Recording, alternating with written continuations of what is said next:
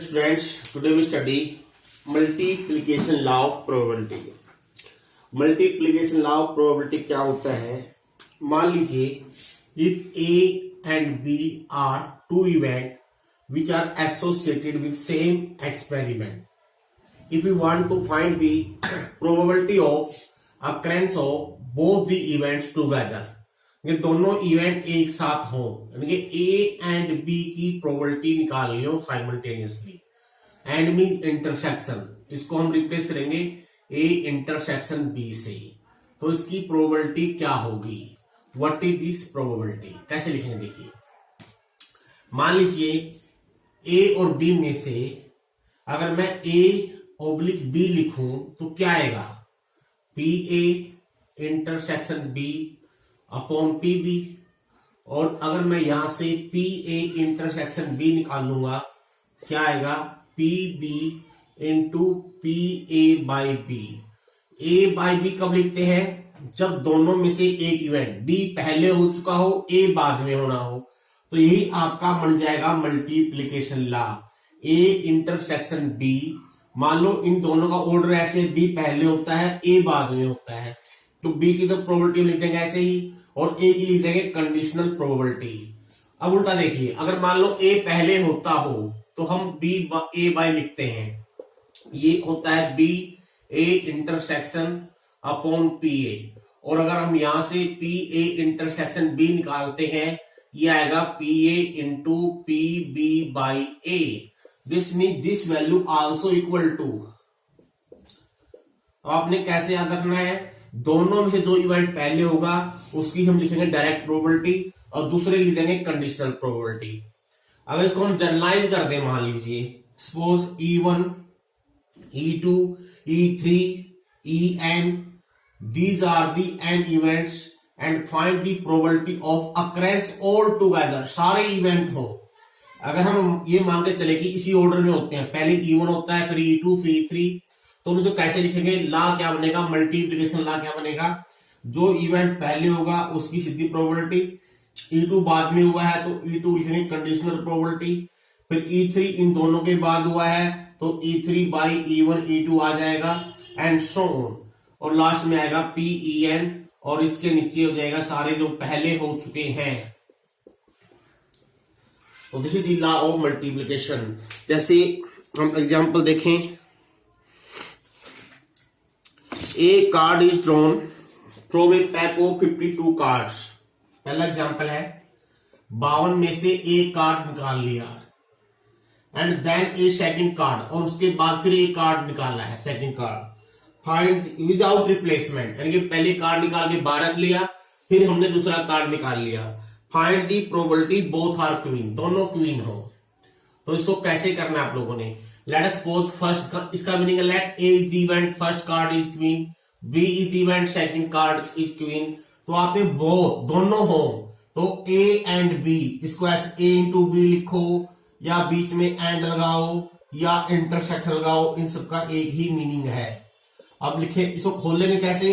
इन दोनों में पहले कौन सी घटना घटी है? ए वाली, तो पी ए लिखेंगे सीधा, और बी की लिखेंगे कंडीशनल प्रोबेबिलिटी.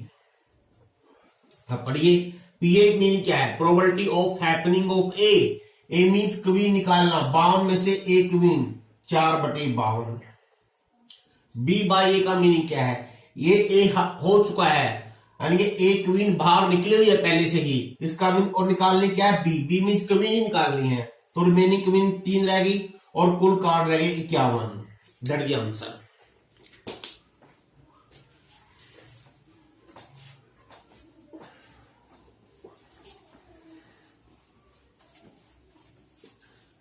और देखिए, ए bag contain 5 white plus 7 red plus 8 black balls. 4 balls are drawn one by one without replacement. इसका मीनिंग जो चीज निकाली हो बाहर रख दी, वापिस नहीं डालनी है. What find the probability all are white. 4 घटनाएं घटी है, तो हमको ए बी सी डी मान लेते हैं. Let A the event first white, B is the event second white, C is the event third white, D event fourth white, चारों हो, यानी कि A intersection B intersection C intersection D निकालना है। लिखेंगे कैसे? ए पहले हुआ है, बी बाद में हुआ है तो बी बाई ए लिख देंगे, सी फिर इन दोनों के बाद हुआ है तो सी के नीचे ए बी आ जाएगा, और डी फिर लास्ट में हुआ है तो डी के नीचे ए बी सी आ जाएगा। अब पढ़ते रहिए, आंसर लिखते रहिए। ए मीन्स एक बॉल निकाली, व्हाइट मिली, तो कुल 5 और व्हाइट होगी 20।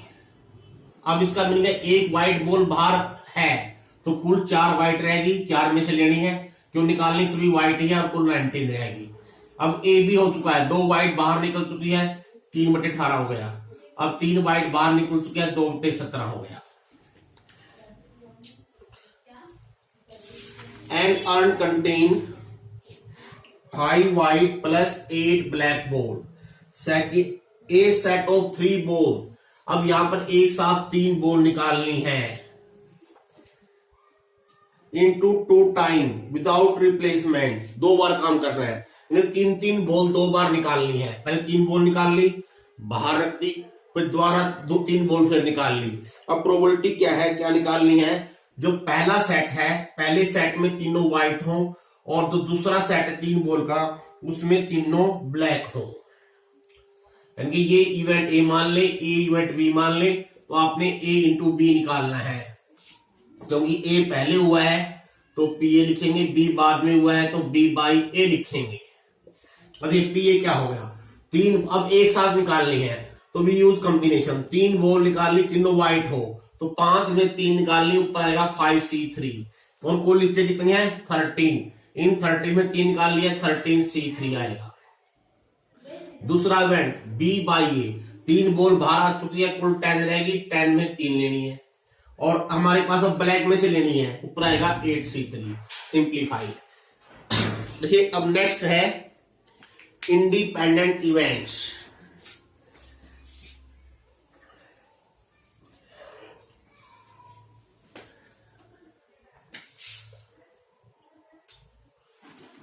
इंडिपेंडेंट इवेंट्स, इंडिपेंडेंट इवेंट्स क्या होते हैं? बिल्कुल सिंपल सा मीनिंग है, if conditional probability of A and probability of A R same.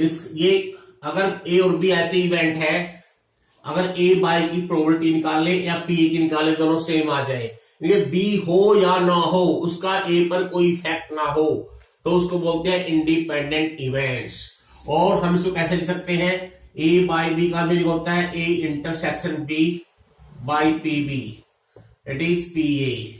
This means P A intersection B. तो यही आपकी नेसेसरी एंड सफिशिएंट कंडीशन है। अगर कॉमन प्रोबेबिलिटी ए और बी दोनों एक साथ हो, उसकी प्रोबेबिलिटी दोनों के प्रोडक्ट की प्रोबेबिलिटी के बराबर आ जाए, तो हम कहेंगे A and B are independent. This is result. आपको स्पेसिफिक रिजल्ट और देखिए, if A and B are independent, then A bar B, A B bar, A bar and B bar, यानी अगर A और B इंडिपेंडेंट है, ये pair भी independent होगा, ये पेयर भी इंडिपेंडेंट होगा, ये पेयर भी इंडिपेंडेंट होगा। इंडिपेंडेंट कैसे प्रूव करना है? अब A and B, probability of A and B is P into PV आ जाए। आपने प्रूव करना है ए बार इंटू बी इंडिपेंडेंट है, इसका मीनिंग आपने प्रूव करना है ए बार इंटरसेक्शन बी, इसको इसके इक्वल प्रूव करना है। गिवन ये है, कैसे प्रूव करेंगे? Take the left hand side, A bar intersection B का मीनिंग होता है बी तो हो ए ना हो, तो बी में से ए इंटरसेक्शन बी की प्रोबेबिलिटी हटा देते हैं। अब ए इंटरसेक्शन बी, क्योंकि ए और बी इंडिपेंडेंट है, इसकी जगह लिख देंगे ये।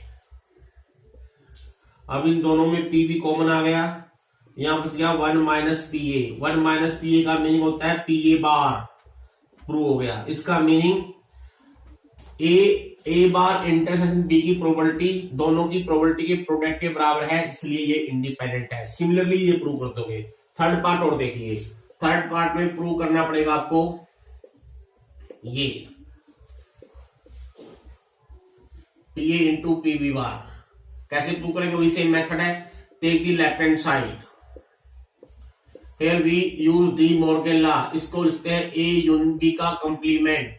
इसका मीनिंग होता है 1 minus P A union B, और now apply the union law, P A plus P B minus P A intersection B, that become 1 minus P A minus P B minus minus plus, अब P A intersection B लिख देंगे P A into P B. अब share make the factor, यहां से P B common आ जाएगा, ये हो गया 1 minus P A. Now in दोनों में से 1 माइनस पी ए कॉमन, अंदर बच गया 1 minus P B, 1 minus P हो गया पी ए बार और 1 माइनस पी बी हो गया P B bar. This means A bar and B bar is also independent.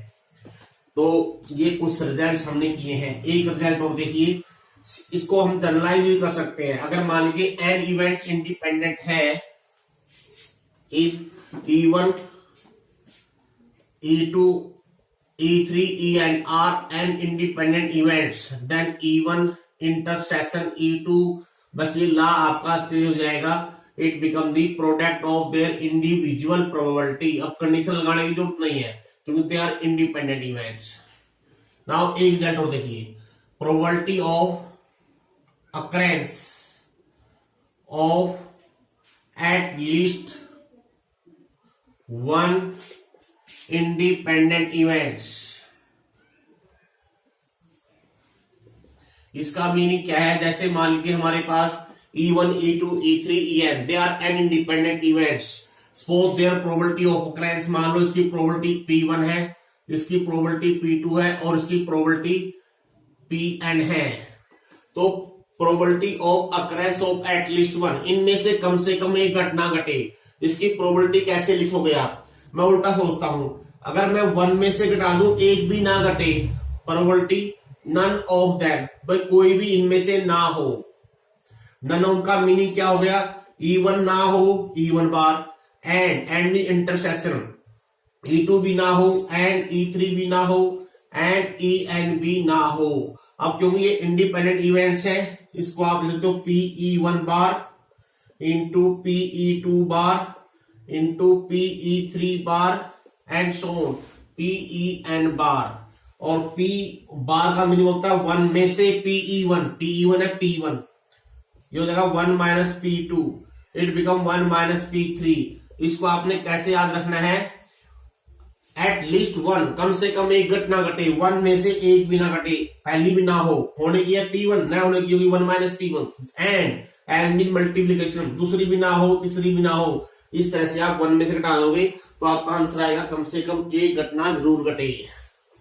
अब इन पे बेस्ड हम कुछ एग्जाम्पल लेके दिखाएंगे आपको।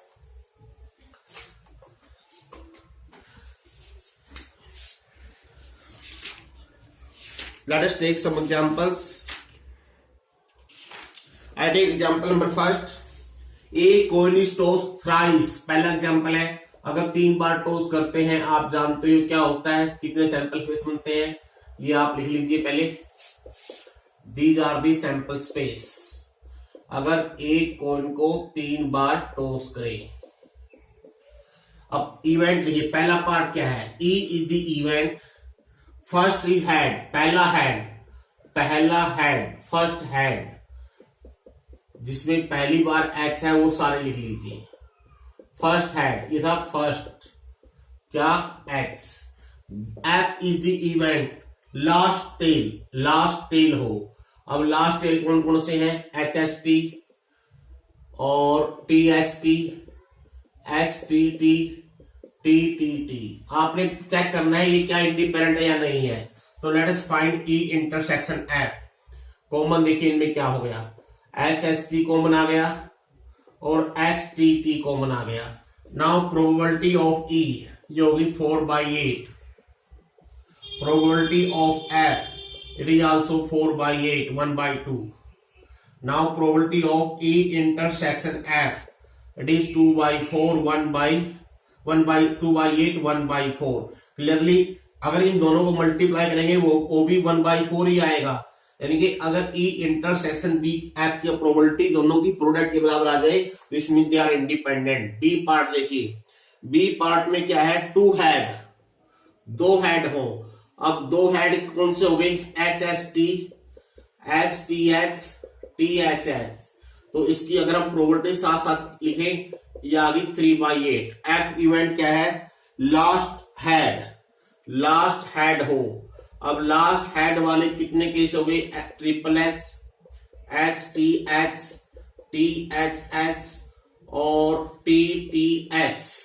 तो इसकी प्रोबेबिलिटी अगर हम लिखते हैं PH, ये आ गई 4/8, 1/2।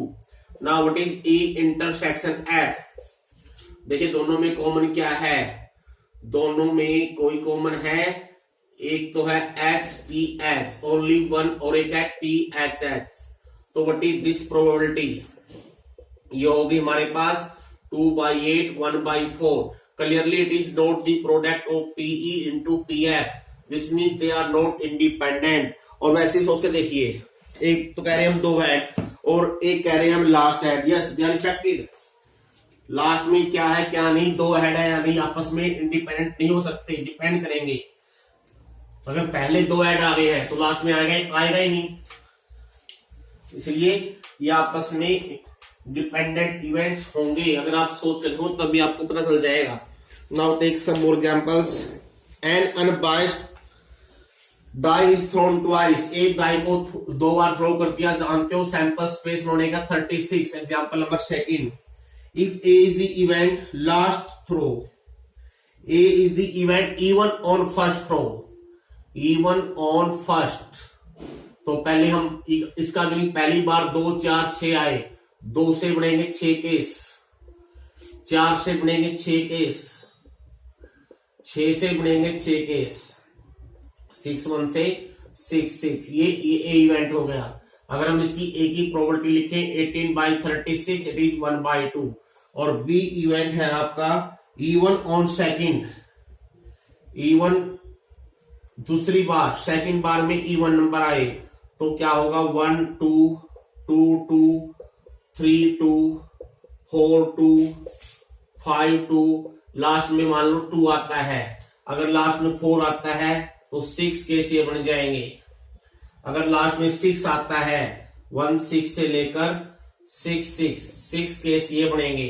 अगर हम बी का प्रोबेबिलिटी लिखें, ये भी 18/36, 1/2। ए इंटरसेक्शन बी में कौन से आएंगे? दोनों इवन। इस लाइन देखो पहले 2 2, दोनों इवन हो गए, बस दोनों इवन वाले बन जाएंगे। सिंपल तरीका है। 4 2 4 4 4 6 6 2 6 4 6 6। तो देखिए कितने इवेंट हो गए। ए इंटरसेक्शन बी में कितने एलिमेंट आ गए, कितने पेयर हैं?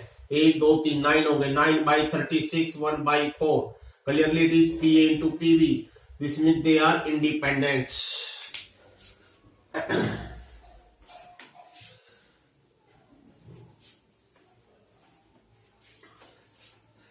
अब कुछ और एग्जांपल देखिए जो हमको पता होगा इंडिपेंडेंट इवेंट्स है या नहीं। अब आपको पता लगा कैसे करना है। आई टेक न्यूमेरिकल, ये आपने वैल्यू दे रखी है। I take example number 8। A bag contain, example number 8 है, एक बैग में 3 रेड और 5 ब्लैक बॉल हैं, एंड सेकंड बैग में 6 रेड प्लस 4 ब्लैक बॉल है। A ball is drawn from its bag, find the probability both are red. Let A is the event, ball drawn from first bag is red. B is the event, ball drawn from second bag. Second bag से ball निकाली, वो भी red है। तो आपने निकालना है A into B, दोनों ही हो। अब क्योंकि दोनों इंडिपेंडेंट है, दोनों बैग डिफरेंट है, इसमें से क्या बॉल निकलेगी वो इसको इफेक्ट नहीं करेगी। तो इसको लिखे PA इंटू PB। और PA का मीनिंग क्या है? यहां से रेड बॉल निकालने की प्रोबेबिलिटी। PB का मीनिंग है इसमें से रेड बॉल निकालने की प्रोबेबिलिटी। सिंपल आंसर है। Example number 9. A bag contains 6 white, 9 black balls. 4 balls are drawn at a time. Find the probability of first draw. 2 बार काम करना है। पहला ड्रा, पहले ड्रा में चारों व्हाइट हो और सेकंड ड्रा में चारों ब्लैक हो। गिवन क्या है? 2 केस है। पहला केस है balls are transferred, balls are replaced. Replace का मीनिंग क्या है? पहले बॉल निकाल के चारों बॉल देख ली, फिर वापस डाल दी। इसको ए मान लीजिए, इसको बी मान लीजिए। पहले केस का आंसर होगा ए इंटरसेक्शन बी निकालना है, क्योंकि बॉल रिप्लेस कर दी गई है। तो अब यहां पर दे आर इंडिपेंडेंट इवेंट्स को P A to P B लिख देंगे। पी ए क्या होगा, 4 बॉल निकालनी है, चारों वाइट हो, ऊपर आएगा 6C4, नीचे कुल में से 4 निकालनी है 15C4। अब चारों ब्लैक हो, क्योंकि चारों वापस डाल दी है, ब्लैक तो पहले इतनी रहेंगी और नीचे 15C4 आ जाएगा। बस सेकंड में क्या है, नॉट रिप्लेस्ड, बस यहाँ बी बाई ए लिख देंगे। अब क्योंकि बॉल बाहर जो निकाली है बाहर ही रखी हुई है, तो कुल बॉल 11 रह जाएगी यहां पर। A problem in mathematics is given to 3 students. एक प्रॉब्लम 3 स्टूडेंट्स को दे दी गई। Problem is solved by them are individually 1/2, 1/3, 1/4। अगर ए मान ले A is the event, problem solved by first student, ये 1/2 दे रखी है। B is the event, problem solved by second student, ये 1/3 दे रखी है। C the event, problem solved by third student, ये 1/4 दे रखी है। क्वेश्चन है find the probability problem will be solved. तो रिक्वायर्ड प्रोबेबिलिटी क्या है, प्रॉब्लम सोल्व्ड। अब प्रॉब्लम सोल्व्ड कब होगी, जब तीनों में से कम एक सोल्व कर देगा। This means eight least 1 solve. अब देखिए, क्योंकि तीनों इंडिपेंडेंट हैं भाई, तीनों आपस में इंडिपेंडेंट है एक दूसरे के, इसका मीनिंग क्या करेंगे, 1 में से प्रॉब्लम नॉट सोल्व, भाई कोई भी सोल्व ना करे, यानी P A bar intersection B bar intersection C bar लिख देंगे। अब क्योंकि ये तीनों स्टूडेंट आपस में इंडिपेंडेंट है, तो इसको लिखे P A bar into P B bar into P C bar. और पी ए बार का मीनिंग होता है 1 minus P A, P B bar का meaning 1 minus P B, P C bar का meaning 1 minus P C. Now it is 1 minus P A 1/2, 1 minus 1/3, 1 minus 1/4। तो 1 minus होगा 1/2 into 2/3 into 3/4। तो 1 minus 1/4, 3/4 is the answer की problem solve हो जाएगी। At least का meaning होता है एक सोल्व करे, 2 सोल्व करे या तीनों सोल्व कर दे।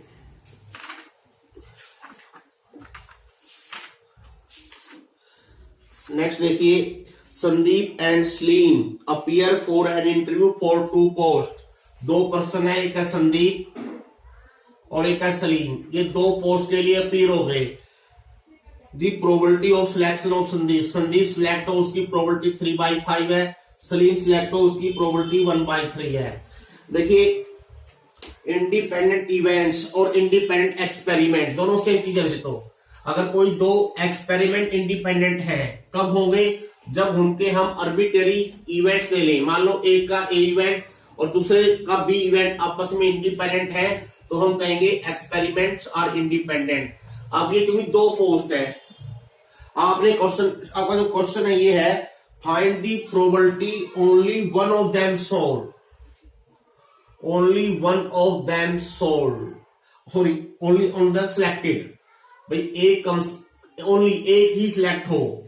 अगर इसको ए मान ले, इसको बी मान ले, ए इवेंट संदीप सिलेक्ट, तो पी ए की वैल्यू होगी 3/5 सॉरी, और बी इवेंट सलीम सिलेक्ट, इसकी प्रोबेबिलिटी है 1/3।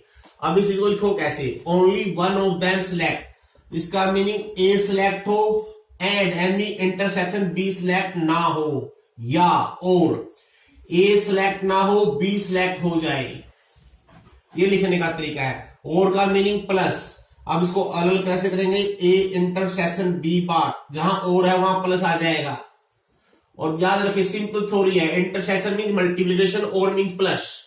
जहां मुंह से आपके अंदर से और की आवाज आए प्लस कर दो, चाहे आप ऐसे लिखो या ना लिखो। और जहां आपके अंदर से इनटू आए एंड आए वहां कर दो मल्टीप्लाई। देखिए अगर हम चाहे तो ये 2 लाइन छोड़ सकते हैं, सीधा लिख सकते हैं। Only one of them select का मीनिंग क्या है, A select and B does not select. देखियो एंड आ गया, इनटू हो गया। या means plus, B select A does not select, अपने आप। चाहे तो आप ये 2 लाइनें लिखो या ना लिखो, ये जरूरी है। A select B does not select, या B select A does not select, तो only one of them select. Value दे रखी है, सिर्फ पुट करनी रह गई है। Example 2, A speaks truth 60% of the cases, B speaks 90% cases. A 2 person है, ये मान ले A the event, A speaks truth F is the event, B speaks truth, तो probability of E 60% means 60 by 100, PF 90 by 100। अब इसमें question पढ़िए क्या दे रखा है, in what percent of cases they are likely to contradict each other in the same fact। दोनों एक दूसरे का विरोध कर रहे हैं, इसका मीनिंग दोनों में से एक सच बोल रहा है एक झूठ बोल रहा है। तो आप चाहो रिक्वायर्ड प्रोबेबिलिटी क्या होगा, मान लो ए स्पीक्स ट्रूथ, इसका एफ नहीं बोल रहा है तो एफ बार हो गया, या एफ सच बोल रहा है तो ए सच नहीं बोल रहा है, बस वैल्यू पुट कर दीजिए। A B C solving a problem, ये ऐसा ही क्वेश्चन होगा, exactly one of them solve the question. A problem solve करे इसकी प्रोबेबिलिटी, बी प्रॉब्लम सोल्व करे इसकी प्रोबेबिलिटी, सी सोल्व करे 3/8। क्वेश्चन ये है find the probability exactly one of them solve the question. अगर इनको ई एफ इवेंट मान ले, ए भी तो पर्सन के नाम है, ई द इवेंट तो उसकी प्रोबेबिलिटी ई हो जाएगी, इसको एफ मान लेते हैं पी एफ हो जाएगा, सी मान एफ जी मान लेते हैं, ये पी जी हो जाएगा। अब आपकी प्रोबेबिलिटी क्या निकालनी है, एग्जैक्टली वन ऑफ देम, तीनों में से एक ही सोल्व करे। तीन केस बनेंगे, या तो ए सोल्व कर दे बाकी दो सोल्व ना करे, तो एफ बार जी बार, या आ जाए प्लस, मान लीजिए बी सोल्व कर दे पहला सोल्व ना करे और तीसरा सोल्व ना करे, या प्लस तीसरा सोल्व कर दे पहले दो सोल्व ना करे। वैल्यू अपने आप पुट कर लेना। Question next, a bag contains 5 red 3 green ball, ये example number 5। Second bag contain 3 red plus 5 green ball, 1 ball is drawn from first bag, 2 from second bag, find the probability। अब दो तीन बॉलें आ गई हैं, इनमें एक रेड हो, सॉरी 2 रेड हो और एक ग्रीन हो, इसकी प्रोबेबिलिटी निकालनी है। अब देखिए कितने केस बनेंगे, हमको 2 रेड चाहिए। अब दो पॉसिबिलिटी है, तो रेड यहां से है, यहां से क्योंकि एक ही निकालनी है, इसका मीनिंग एक रेड और एक ग्रीन यहां से निकलेगी, या अगर यहां से ग्रीन निकली है दोनों रेड यहां से निकलेगी, तो they are the 2 events, 2 possibility. मान लेते हैं ई इवेंट, ई इवेंट क्या है, 1 red from first and 1 red plus 1 green from second bag. F event क्या बनेगा, 1 ग्रीन फ्रॉम फर्स्ट एंड दोनों ही रेड कहां से, सेकंड से।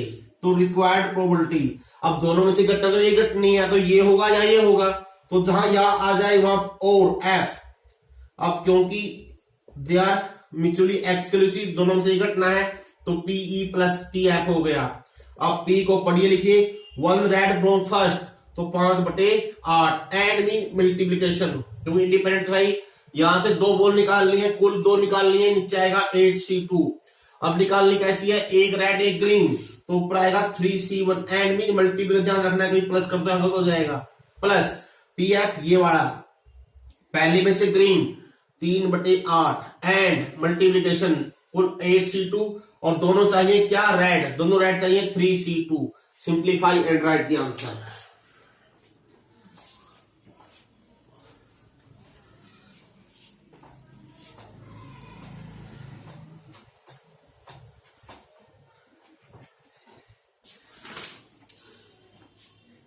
A bag contain 5 white plus 3 black balls, 4 ball निकालनी है इन सक्सेशन विदाउट रिप्लेसमेंट, यानी एक एक करके 4 बॉल निकालनी है।